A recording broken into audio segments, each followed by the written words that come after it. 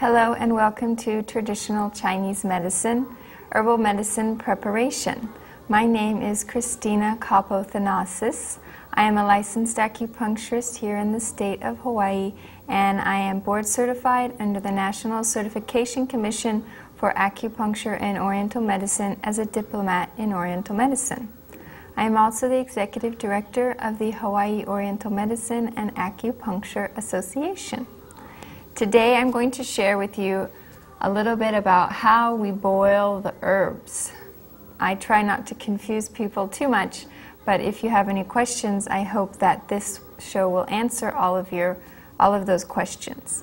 A brief overview of today's steps for boiling the herbs are: we soak them, we bring them to a boil, simmer them, we strain them, and we drink them. So it seems pretty straightforward, but we'll take it step by step, and I've tried to present all of the minor twists that you may run into, whether it may be for one of my herbal formulas or your own acupuncturist herbal formulas. So we'll start with soaking. That's the first step. We soak the herbs in regular tap water, room temperature tap water, and each packet of herbs may be a different size. They may be small as a handful, they may be large, and so I try to estimate how many cups you should use when you get your packet, as we have a picture here today, but each herbal packet will be a different size. This one is somewhere of a medium to small formula, and when we put it in the water, we just want to make sure that it is covered by the water. We'll cover it by about an inch of water when we soak it, and we'll let it soak for approximately 20 to 30 minutes. Now, if we're in a cooler, thank you. When we're in a cooler climate, we don't have to soak it so long. When we're in a warmer climate, we don't need to soak it so long. 20 to 30 minutes should be sufficient.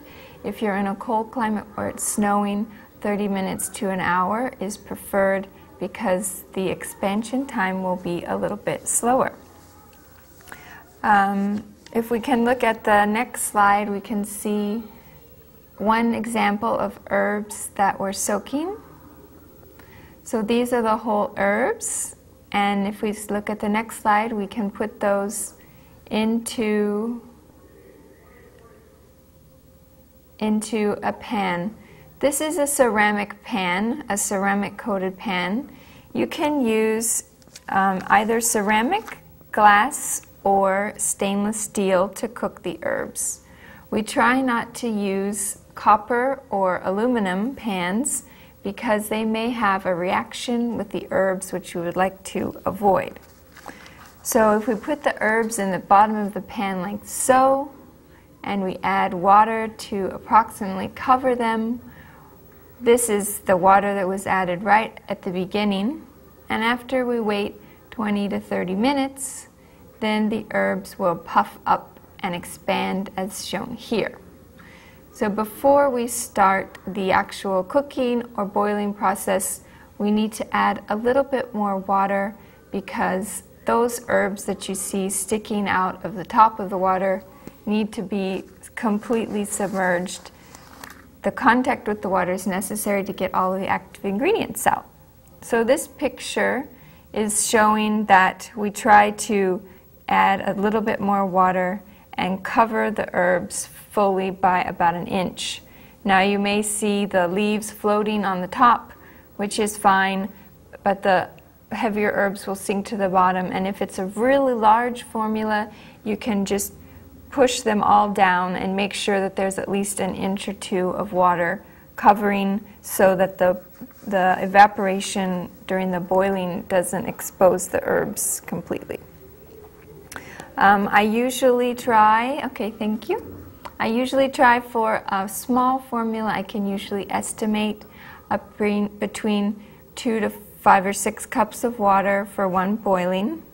And we try to have at least 2 to 4 cups in the end of the boiling process, because if we only have a couple tablespoons left, that's not quite enough.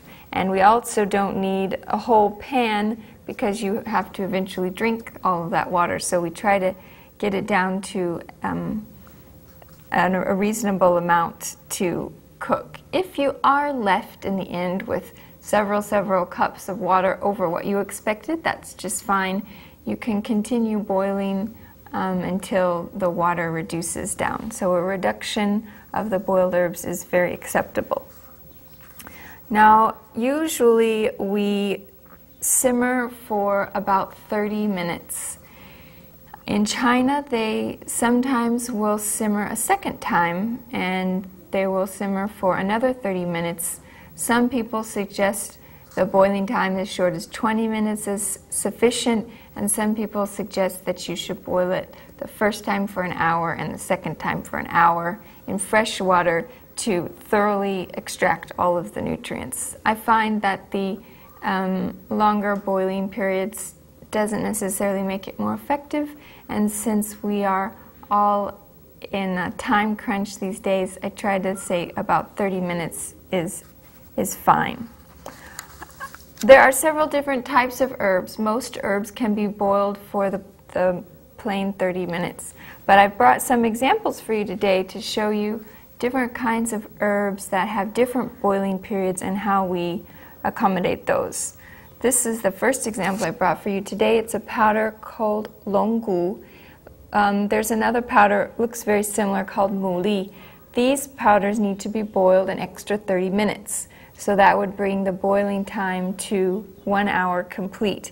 Usually these are noted on the formula, and they are packaged into little filters like this, or sometimes they're used fabric bags or satchels. These are not to be opened, they're to be left like this, and you put them right into the boiling water and cook them. This one happens to have sachins in it, but the purpose of putting them in these little sachets is that the powder doesn't, or the seeds don't float to the top, and it's extremely hard to strain after that. We also do this kind of packaging for pipaye, a leaf that has little prickly things on the back that may tickle or harm your throat. So some packages may look like this, and if they need to be boiled extra, then they will be indicated on the packet for herbs like the longgu and muli, which require extra boiling times. Also an herb called guiban. These are things like seashells and bones and turtle shells. So these need to be boiled longer to extract the ingredients from them. But the way that I try to save people a little bit of time is I usually put these in the powder form, which can be added after the boiling and save you an extra 30 minutes. Another type of herb is herbs that we add at the last 5 to 15 minutes, and we call those hou xia, as in putting them in at the end. So for a formula that you boil for 30 minutes, for example, if you have a cold, this is jingjie. And to save the dispersing properties, another one very common that you will know is mint. Mint can also be added in the very last 5 to 10 minutes, 15 minutes of cooking, and that will help the dispersing property to get rid of the cold a little bit better. And so you may have an extra small packet in there in paper, and that will have the indication written on it to add it at the last, and that is why we do that. And then for some small ones, like I just mentioned, we will, chins is a minute seed. I don't know if you can see it very well. It's a black little seed, and these are very difficult to strain if they're not in a little pouch, because they are smaller than granules of rice, something like sand. If we have other powder things like tusizifan, we can also put that in here. Finally, we have, this is jiao. They call it glue in Chinese. In English translation, it has nothing to do with glue that we put 2 pieces of paper together with. But there's also herbs like lu jiao jiao. These have been processed into hard, very hard pieces of brick, and we take a part of this and we put it in the formula in the end while the pot is just warm on the stove, and this takes a lot of effort stir, stir, stir slowly while it melts. It's definitely not that easy. So in order to save people the trouble, I usually put this one in powder as well. So these are some of the extra instructions that you may run into when you are having the boil. But what we do first, if we could look at the next picture, is we bring it to a boil.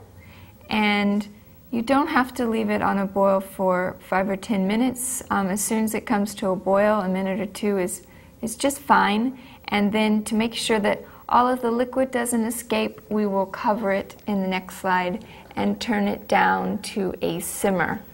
So this is still a little bit stronger than a simmer because this is an electric stove and it cools down slowly.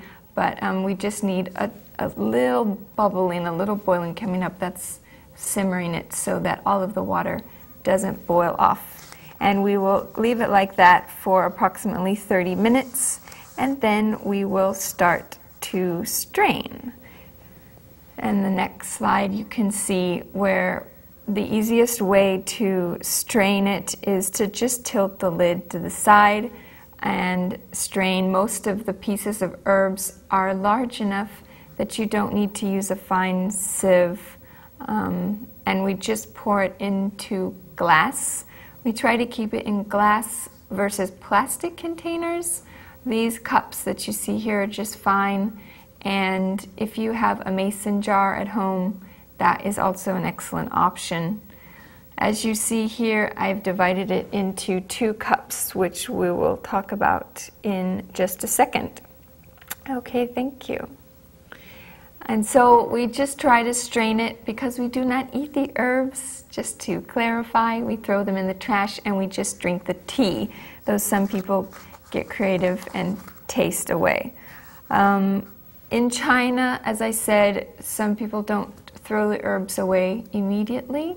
They reboil them with fresh water, and then they take the first boiling, which is stronger, and the second boiling, and mix them together, and then they divide them among the times that they would like to drink them. At this time, when the herbs have been boiled and strained, is when we stir in the extra powder, if you have any. We do it at this time versus during the boiling, because if you stir in the powder while they're soaking or boiling, the powder will cling to the herbs and they will go out in the trash with the herbs and none of them will get in you. So we wait until the herbs are strained and we stir in the powder, and then we can divide it into however many doses we like. The powder may settle to the bottom, especially in the cases of the longu, muli, and guiban, and so before you divide it, we need to make sure that it's well stirred and it's suspended in the tea so that you don't get it all in one clump. When we divide it, I try to make it a little easier for people. I put 2 days' herbs together in one time. This way you don't have to boil the herbs every day. I only ask of people what I can do myself, and since I think that boiling the herbs every single day is a little bit troublesome, then I find boiling them every other day is acceptable, and I hope that you find that too. It's equally as effective. I have found no difference in the effectiveness of boiling them every day versus boiling them every other day. And sometimes some practitioners have you boil 1 packet for 3 days. I do that occasionally if I try to help people save a little time. But in general, I think that 2 days is better, because on the second day of any leftover food that you have in the refrigerator, it is already starting to grow some small mold, and so we try not to drink tea that is starting to spoil, and nor do I try to recommend people eat leftovers for the whole week. That second day, eat them up, drink up the tea, and that should be about it. In China, though, they do it daily, and for some formulas that are extremely large, daily is really the only thing that you can do, because you don't have a big enough pot to boil them. When we store the herbs, again, we try to store them in glass containers, so a mason jar like this would be fine to keep them in, or any other glass container. You can divide them before and put them in the refrigerator for the following day, or you can put all of the liquid in a jar and estimate how much you need to drink each time. So if we have 2 days and we try to have 4 cups of liquid, then we're going to drink half of the liquid on day 1 and half of the liquid on day 2. I tried to draw a flow chart to help people when I give the instructions, but if we take these 4 jars like this, like in the picture that you just saw, the tea was strained into cup 1 and cup 2. That was representing day 1 and day 2. Now, I further divide those into 2, so if we have half of day 1 here and half of day 1 here, this would be half of day 2 and half of day 2. I usually have people drink the herbs 2 times a day, and your instructions will be written on your formula prescription, but usually we have 1/4 of the pot that you boiled for breakfast and 1/4 for lunch or dinner, and then the next cup is saved for the following day, where you will have again for breakfast and lunch, or breakfast and dinner. The first day when you boil it, you can drink it warm or you can drink it room temperature, but we don't want to drink it cold directly out of the refrigerator because that damages the digestive qi, or the digestive function. For the second day's herbs, we need to keep them in the refrigerator so that they don't spoil and so that other things don't find them. And we want to make sure that the following day we heat them back up on the stove as opposed to heating them up in the microwave, because if we heat them up in the microwave, we will definitely destroy them. If you don't want to put them in the pan and clean it all over again, you can just fill a pot with some boiling water and then put the cup directly inside of it and wait until the herbs are at least to room temperature. Or you can leave it sitting on the countertop until they reach room temperature, but I'd like you to not drink it directly out of the refrigerator.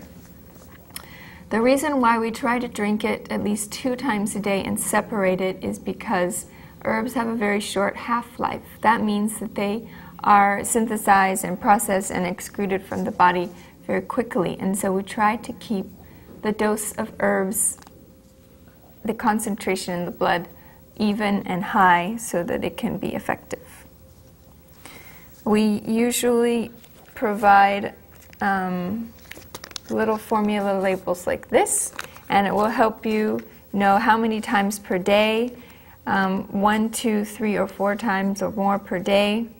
For example, if you're on a maintenance formula, you might only take it once a day, and how many packets or spoonfuls each day if you're taking powder. When do you take it? Breakfast, lunch, dinner, or bedtime? Sometimes sleep remedies are better taken right before bedtime, so we can clarify. Maybe breakfast and dinner or bedtime would be best. And then we try to recommend if you take it on an empty stomach with food or 20 minutes after eating.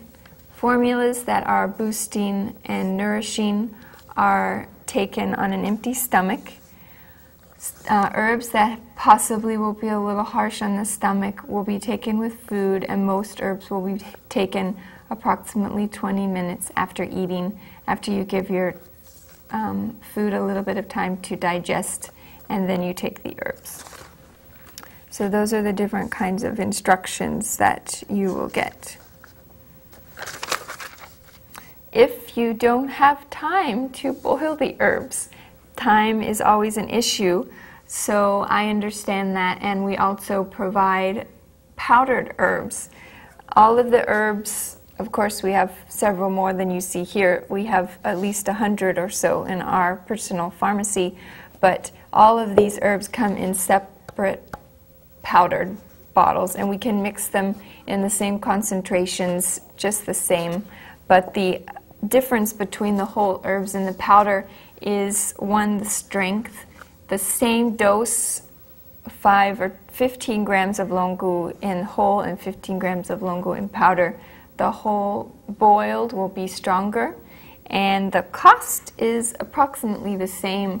The powder may be slightly higher, but there's not a significant difference. And then, of course, the ease. It's much easier to take the powders because basically all you do is stir in water and drink down. The only disadvantage to the powder is that people with a potato or corn allergy may feel constipated when they take the powders. This is one sample of Tian Men Dong that I brought today. And so the herbs are sprayed onto the corn or potato starch, and that's what keeps it in granule form. So we always start out and we test a few days. If you have no problem, then we continue. And if you have an allergy to the potato or the corn, then we switch back to the boiled herbs. Most people don't mind doing the boiled herbs.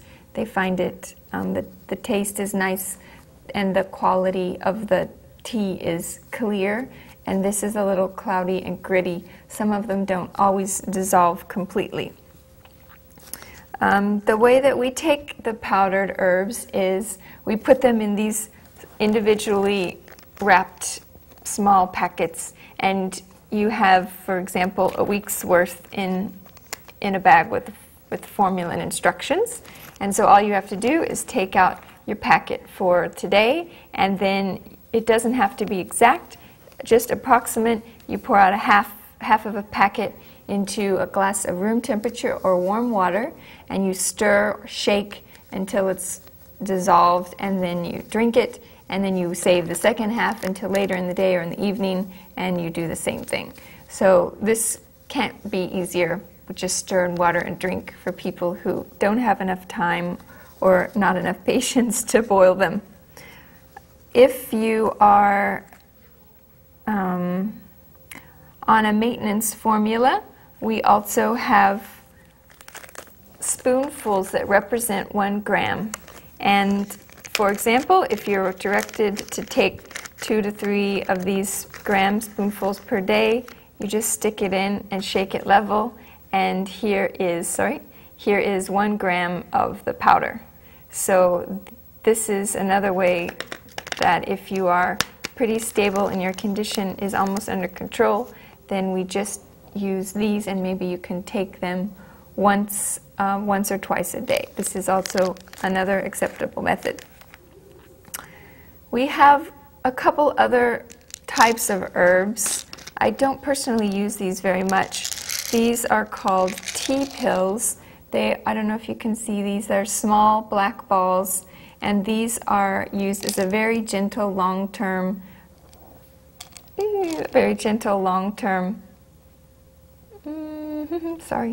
are used as a gentle long-term kind of healing, and they're used for people who are super sensitive or for people who are pretty much, their conditions are under control and they just use it for a small maintenance.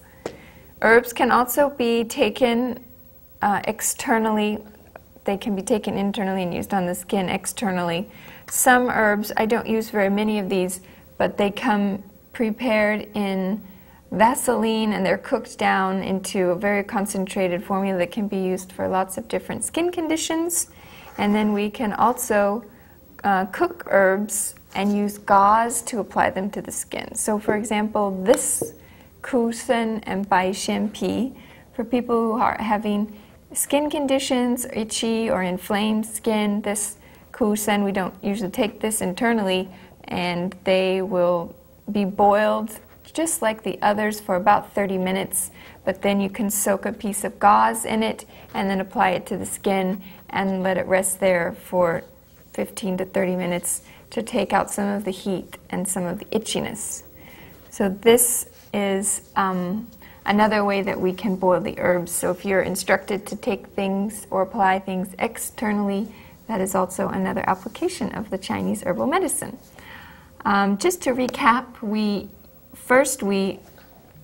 put the packet of herbs in a stainless steel, ceramic, or glass pan, and we soak it with water for 20 minutes. We add a little bit more water to make sure that the herbs are completely submerged.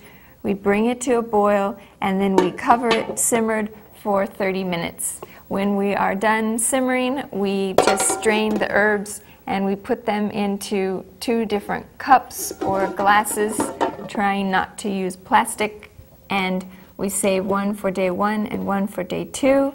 Day 1, we will drink half for breakfast or lunch, half for lunch or dinner as instructed, and we save the second one in the refrigerator for the second day, where we reheat it on the stove and not the microwave, as you see here, the 2 cups, day 1 and day 2. This is possibly a little bit too little liquid, but this was a tiny formula. Most people will end up with more, but we make sure that however much liquid you're left over with, you drink it all. We don't just drink 1 cup at each meal and throw the rest of it away. So I hope that this answered any of the questions that you may have had, and if you have any more questions, you can always give me a call and ask. It'll be my pleasure to give you a little bit more advice on the boiling and make sure you get it right. Thank you so much for joining us today, and I hope until next time you have a wonderful day. Mahalo!